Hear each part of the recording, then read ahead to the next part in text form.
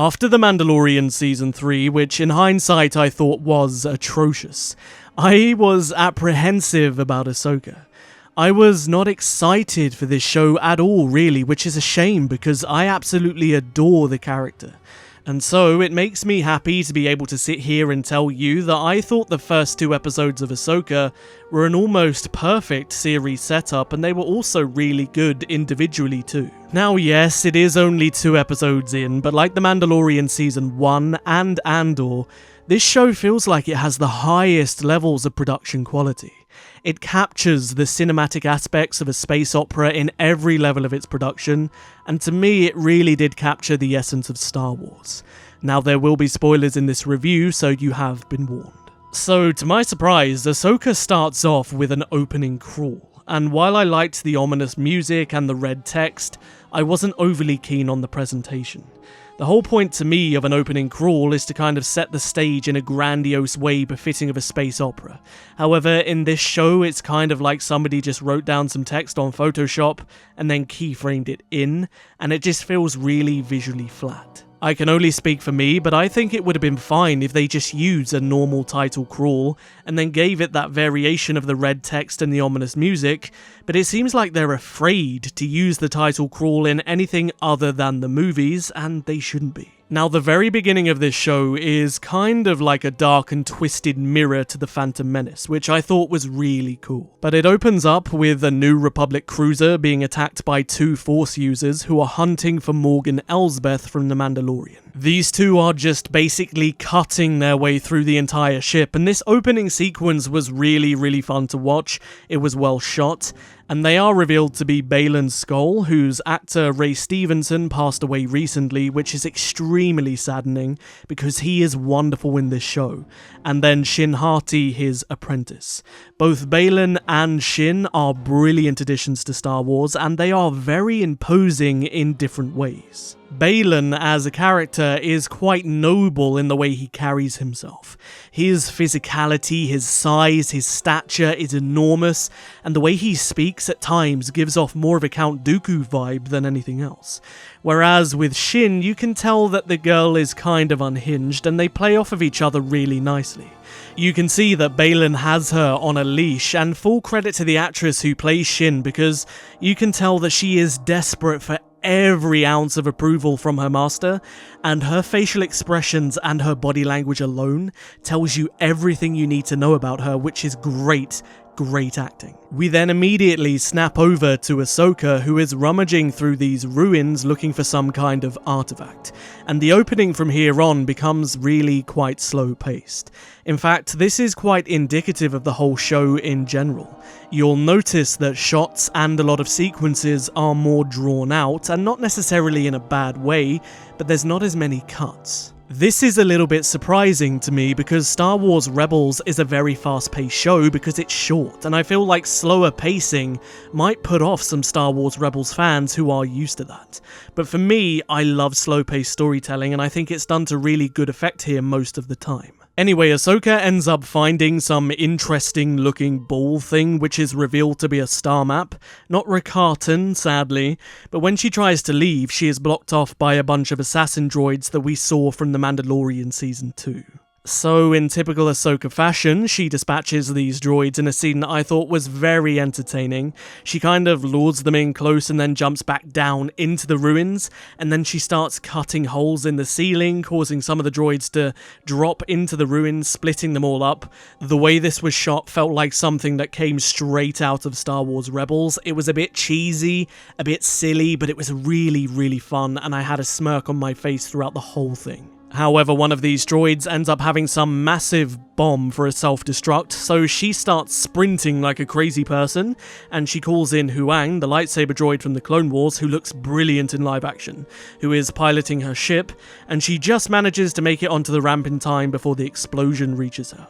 Overall, I thought this entire sequence was very entertaining. There was a nice balance of that slower paced storytelling that they're going with, mixed with the light-heartedness of Star Wars Rebels, which I really liked. Ahsoka then returns to the New Republic and meets up with Hera and tells her that she has a map that can lead her to Thrawn and potentially Ezra.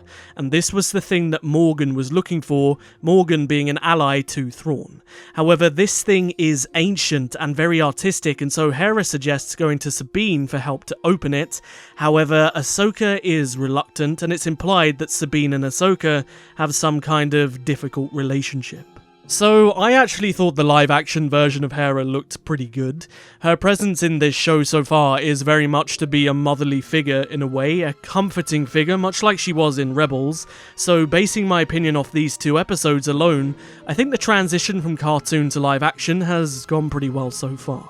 However, the dialogue is a little bit bland, it is a little bit dry at times, and this is a little bit of an issue throughout both episodes with every character. The episode then moves over to Lothal, and I have to say, its transition from animation to live action is splendid. Lothal itself was heavily inspired by Ralph McQuarrie's original artwork for Star Wars, and its stylistic nature worked brilliantly for animation, and somehow they have moved that into live action so seamlessly, and it's great. Now, the people of Lothal are having some kind of commemoration for the heroes of Star Wars Rebels, and Sabine is supposed to present, but instead she's riding away on a speed bike, and she's being chased by a bunch of people that are trying to bring her back to it. This then leads to a kind of standoff where one of the pilots lands their ship on the runway, and she thinks she's going to force Sabine to stop. However, Sabine being Sabine, she just speeds up and ends up going underneath it and shocks both of them, and then they just kind of give up and let her leave. I honestly thought this was a pretty good introduction to Sabine as a character for people that have never met her before. I think it's very fitting, and I think the actress who plays Sabine looks absolutely brilliant. And there is this kind of interesting rock music playing during this sequence, which is very different than what we're used to in Star Wars, but I thought it actually fit really nicely. However, this scene in terms of pacing was a little bit drawn out. Now, I know that sounds hypocritical because I said I like slower pacing, but this was a speeder chase. There were a couple moments during the chase where it's just kind of drawn out with single shots, and I feel like a few more cuts here and there could have given it, I don't know, like a sense of speed. I understand what they were trying to go for. They were trying to build up tension, almost like a standoff, like I said, but I just felt like they could have done with, maybe 1 or 2 more cuts, but that's just me. Now, I think the next sequence after this was a way of really introducing newer fans into the world of Star Wars Rebels, or at the very least catching them up with the kind of main narrative beats of the show, but on a very surface level. But for the fans that were already connected to the character, she does seem kind of different here. We see that Sabine has made her home in the watchtower that Ezra used to live in, and she seems kind of lonely. She's watching a holo recording of Ezra explaining to her why he did what he did at the end of Rebels, and also the Loth Cat looks incredible, so much better than the animated one in The Mandalorian. I wasn't entirely sure if they were using puppetry for the whole thing, or if they actually had a cat kind of dressed up for certain shots, because the way it moved was so realistic. But anyway, it's establishing that in the present moment, for more connected fans, Sabine is kind of lost. You'll know that she's not really acting like the same character from Star Wars Rebels. She doesn't have her family being the Ghost crew anymore, and Ahsoka has seemingly abandoned her for reasons that we don't know yet. And this is what I mean by slower pacing. The slower paced nature of the show meant that this was so much more emotional and gripping. The actress who plays Sabine was allowed to express. With less cuts, there was more time to really soak in the emotional atmosphere and the feeling that they were trying to create in the moment, as well as the incredible soundtrack, and it worked wonders. We then have this small sequence back with Baylan, Shin, and Morgan. Now, I'm not overly keen on the actress who does play Morgan Elsbeth. The way she delivers her lines is very flat. It sounds like cheesy video game voice acting from the early 2000s. It's not good to my ear. It's really dull and flat and bland. But Baylan and Shin, on the other hand, steal every scene they're in. And it's revealed here that Morgan is actually a Night Sister, and that the map is of Night Sister design, I think it was, and Shin is then sent off to find Ahsoka. We then jump back to Sabine, who meets with Ahsoka and is presented with the map and asked if she could try to open it. The two of them have this standoffish energy between them. You can see that Sabine is kind of resentful in a way, and it is then revealed that Sabine was Ahsoka's apprentice, but Ahsoka just kind of abandoned her. I really liked the overall performances between the two actresses here, and I know people give Rosario Dawson a lot of stick for being quite stoic and calm, but that's in her nature as a character. She was very similar in Star Wars Rebels. My biggest issue with Rosario is that her voice isn't expressive. Ashley Eckstein had a very expressive vocal range, and for me, Rosario just doesn't match that. She's quite monotone, she's more like me. She has the physicality for the role, she has the presence, but her voice just isn't Ahsoka, and that's my real issue. Anyway, despite the clear frustration between the two characters and their relationship being quite sour, Sabine agrees to help and she takes the map against Ahsoka's orders away from their ship and goes back to her home. There's then another nice parallel with the Phantom Menace here because Shin is tracking Sabine with a probe droid in almost the exact same way that Darth Maul does it in the Phantom Menace. And she has the exact same aura about her, and I really like the way that they shot that. Ahsoka and Hera then have a discussion over holocall, with Ahsoka basically saying that Sabine hasn't changed, and this is why she couldn't change her. She was too stubborn, she had an inability to listen, and this allows Hera to take on that kind of comfort role, and this gives Ahsoka some time to have a little bit of introspection. And one thing I really like here is the dichotomy between Hera and Ahsoka regarding mentorship. Hera, along with Kanan, essentially raised two kids in Ezra and Sabine, whereas Ahsoka, on the other hand, has only really known abandonment and solitude. And because of that, she left Sabine whilst blaming Sabine rather than looking at her own traumas, and because of it, I really enjoyed this whole interaction. We then jump back to Sabine, who is studying the relic, and we have this really video game inspired moment where there is an over-the-shoulder shot of her holding the relic, and she is kind of moving pieces of it like a Rubik's Cube. It was uniquely crafted in the way that it was shot, and it was really interesting to watch, but it was a little bit too slow. Like, she is really taking her time to move these Rubik pieces, and I mean the whole sequence is like a minute and a half long, but she then opens the relic and learns that there is a star map leading to another galaxy, which is a very interesting plot point for Star Wars. However, Shin's droids attack Sabine and steal the map, so she grabs Ezra's lightsaber and she chases them, but she runs into Shin. These two then engage in a lightsaber duel, which I thought was very well choreographed, and I liked the dark setting, which really allowed the lightsaber's vibrancy to stand out, but they still can't seem to get lightsabers right, because they still feel a bit, I don't know, they feel off. I don't know what it is, but they lack a little bit of elegance the lightsabers had in the original trilogy and the prequels.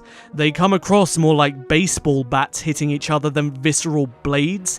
Maybe that's just me. But anyway, overall, the fight scene was really entertaining to watch. However, Shin is clearly more of an adept fighter than Sabine. I'm not entirely sure why, considering that Sabine is a very well-trained Mandalorian, but Shin ends up stabbing Sabine in the stomach. Fortunately, Ahsoka arrives just in the nick of time to get her to a hospital and to save her life, and Sabine then wakes up and explains to Ahsoka what was in the map. However, the droids stole it and destroyed all of the evidence. You can then see that Ahsoka is really frustrated. The only reason this happened was because Sabine went against her wishes and took the map. And you can see this is a kind of learning moment for Sabine because she recognizes that. She can see the disappointment in Ahsoka's face, but this only reinforces to Ahsoka that her belief about abandoning Sabine was right. Ahsoka then returns to the scene of the fight and takes one of the droid's damaged heads, which allows Sabine to get into the memory core and determine where they came from. We then have a sequence set on a unique looking planet amidst a bunch of ruin-like structures with Baylan, Shin and Morgan. It's then revealed that these ruins were created by a people from another galaxy, and she places the map down, which reveals an even larger version of the map, which has countless amounts of galaxies on. However, it pinpoints one specific location on this galaxy map, which is then revealed to be the location of Thrawn, and that they are building some kind of ship called the Eye of Sion that will allow them to travel to Thrawn and reunite with his forces. I really liked the visual presentation of this entire sequence. I really thought the style of the star map looked excellent. It really did evoke that Knights of the Old Republic star map feeling, just on a grander scale. And I love the mystery that it establishes, a new galaxy, all of the possibilities. I'm also intrigued to learn of the Night Sisters' connection to it all. Perhaps their magic and their unique way of using the Force actually stems from another galaxy's interpretation of it. Who knows? Ahsoka then meets with Hera on Corellia, and once again they discuss Sabine, delving into their relationship a little bit further and why perhaps it didn't work. You can see initially that Ahsoka is really frustrated with Sabine, but Hera, on the other hand, is quite supportive.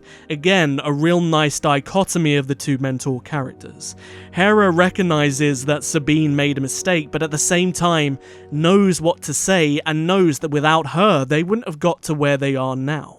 I thought the dialogue here was strong and it was well performed. It was necessary character development.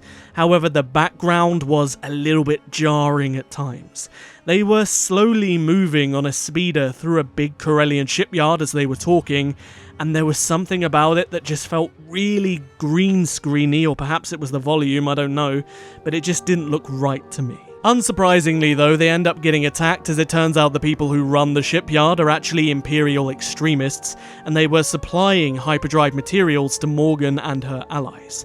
One of these hyperdrives is just about to be taken away from the shipyard, so Hera tries to chase it down to stop it from leaving, and I thought this sequence in the sky with the Phantom looked incredible, which is in stark contrast to the fight scene on the ground with Ahsoka.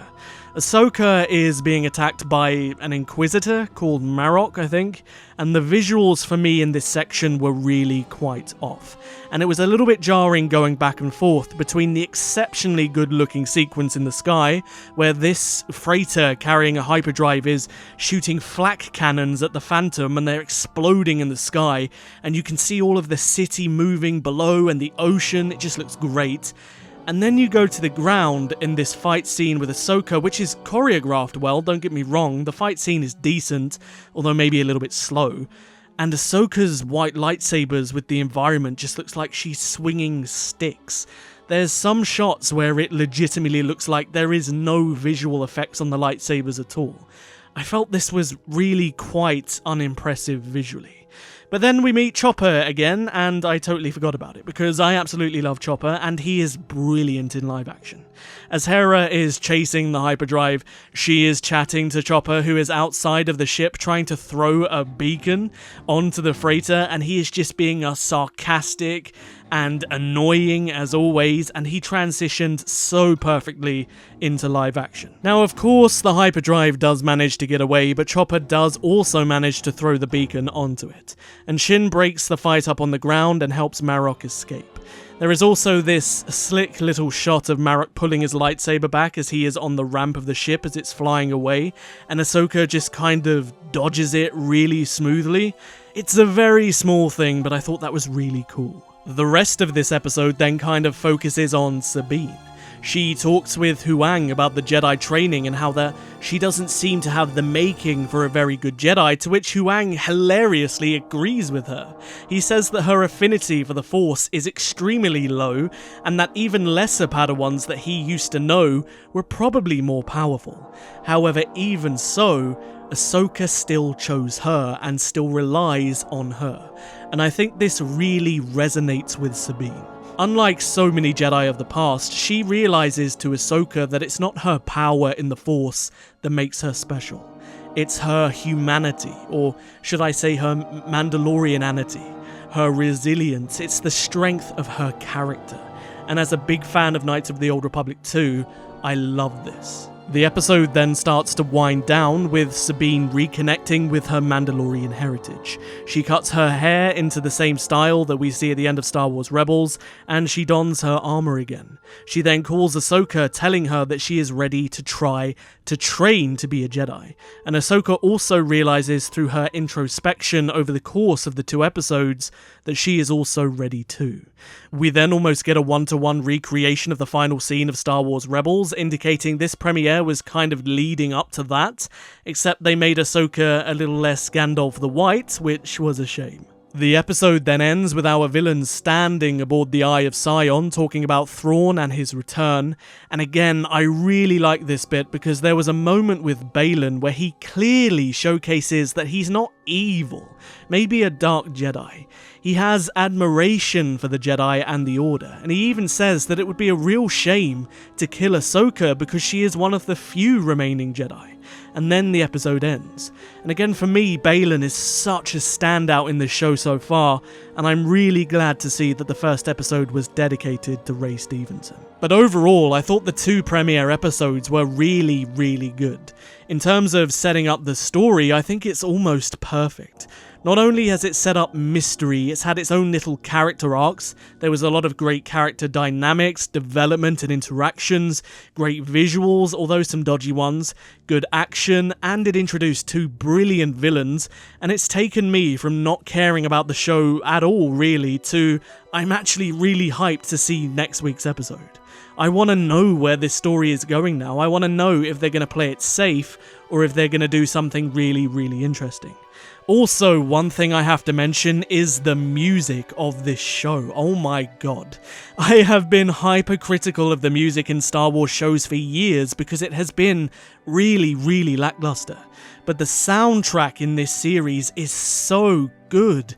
Every single moment in this show so far has had an accompanying musical score that just elevates everything. Star Wars is made special by the music, and this show understands that.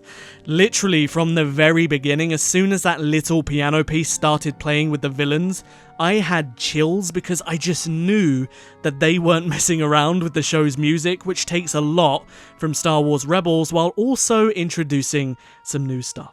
Anyway, if you made it this far, I really appreciate you watching, and if you enjoyed the review, don't forget to hit the like button because it helps me out a great deal, and if you haven't, perhaps consider subscribing so you are notified for next week's review of Ahsoka when it goes live. I'll see you guys in the next video. But until then, may the Force be with you. Always.